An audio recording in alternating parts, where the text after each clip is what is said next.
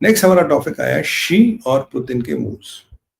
ये अब कंफर्म हो गया, बादशाह सलामत जमान डोनाल्ड ट्रंप मिल रहे हैं चाइना के शहनशाह, king of China Xi Jinping से।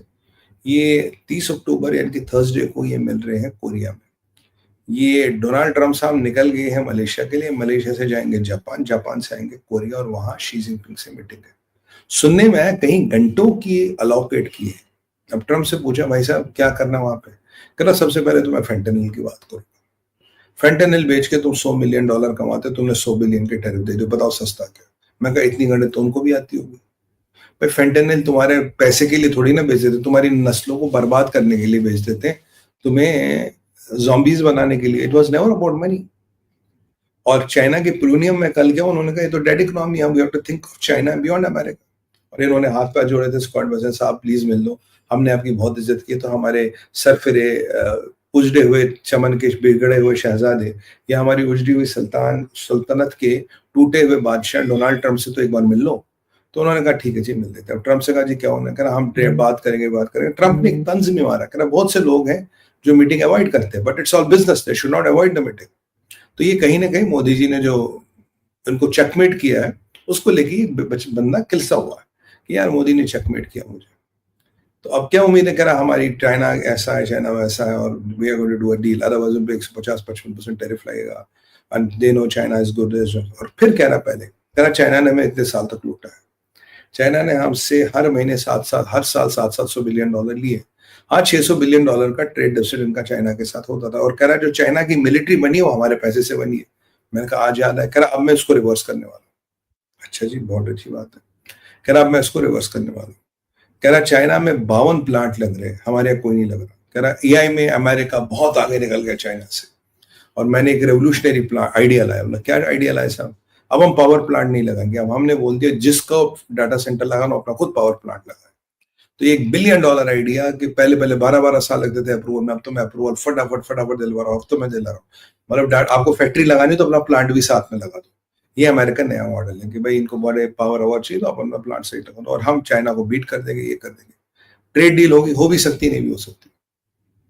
अब देखिए आउटकम क्या होगा, आउटकम यही होगा, they will agree on some things and they will not agree on 70% of the things. 20-30% पे एग्री करेंगे, बाकी पे एग्री नहीं करेंगे। बाकी अटकलें तो ये भी लग रही है कि भारत की ट्रेड डील भी नजदीक है, क्योंकि बिना भारत और चाइना के साथ ट्रेड डील करे इनकी बात नहीं बनेगी। बट ट्रंप है, कल सुबह वो कुछ भी कह सकता है।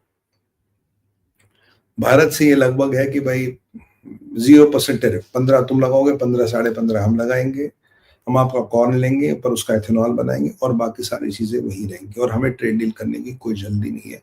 ये भारत ने उनको सिद्ध कर दिया है, अब चीजें आगे बढ़ती है। तो मतलब चाइना के साथ दे आर नॉट श्योर, कहता चाइना को बड़ा स्मार्ट है, चाइना के हमने मिलिट्री बनाई। अब हम जो हमारे पास ट्रिलियंस ऑफ डॉलर्स ये आएंगे, तो हम उससे $47 ट्रिलियन का हम डेट उतारेंगे। और ट्रम्प ने कल भी कहा था पैसे इतने आएंगे कि हम कुछ गरीब अमेरिकनों में बांटेंगे।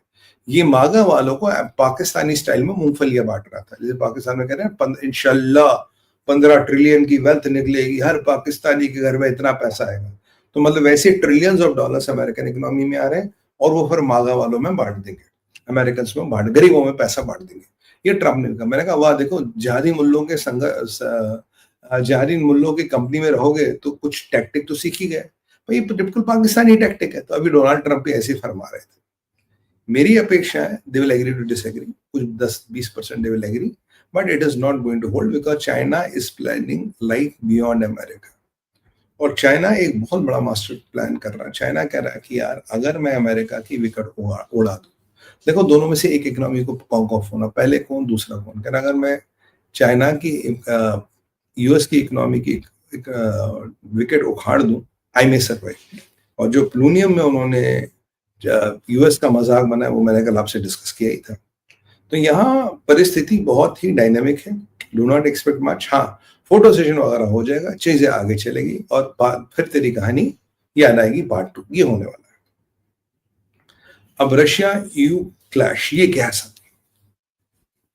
ईयू वाले अब बहुत ही ज्यादा भयभीत हो गए हैं। जो उन्होंने परसों पुतिन का न्यूक्लियर ट्रायल वाला डेमोन्स्ट्रेशन देखा, उन्हें लग रहा है पुतिन अब ठोकने के मूड में है। पुतिन ने वार्निंग तो दी थी। ईयू वाले अब कह रहे हैं कि भाई आप ऐसा करते हैं, जो हमारी 16th या 17th राउंड ऑफ सैंक्शंस है उसमें हम एक प्रावधान लाते, देखो पहले रशिया के इन्होंने एसेट फ्रीज कर रखे बेल्जियम वगैरह में, उस एसेट्स के इंटरेस्ट पे ये इधर उधर पैसा करते हैं, ज़ेलेंस्की को देते, वो देते, ये देते। अब कह रहे हैं कि हम ऐसा करेंगे एसेट्स ही कॉन्फिस्केट करके, तो कॉन्फिस्केट कर ले, ये एसेट्स को कोलैटरल बना के ज़ेलेंस्की को पैसा दिलाए। मतलब रशिया के, हाँ सॉरी, एसेट्स को कोलैटरल बना के पैसा दिलवाए, ये पहला प्रपोजल था। अब का प्रपोजल है कि उन्हें एसेट्स को कॉन्फिस्केट कर ले। करीब $300 बिलियन के एसेट्स ईयू ने बेल्जियम में और जैसे बैंक ऑफ रशिया के फ्रीज कर रखे।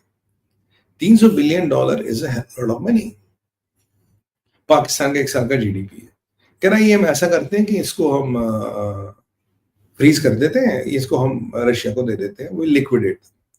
अब देखो इंटरेस्ट खा रहे हो, चलो वो तो ठीक है, कोलैटरल की बातें हो रही है तो उसमें भी थोड़ा रशिया ने बोल देता। अब जो बिल्कुल बात आई है कि अब हम इन्हीं एसेट्स को लिक्विड कन्फिस्केट करके, मतलब तेरा पैसा हमने खा लिया, फिर ज़ेलेंस्की को आपस में बांट दिया। रशिया ने कहा यार अगर ये हो गया, you will be violating all the deadlines और इसके कैटास्ट्रोफिक कॉन्सिक्वेंसेस होंगे, and consequences will be also not limited to economy, they will also go to military.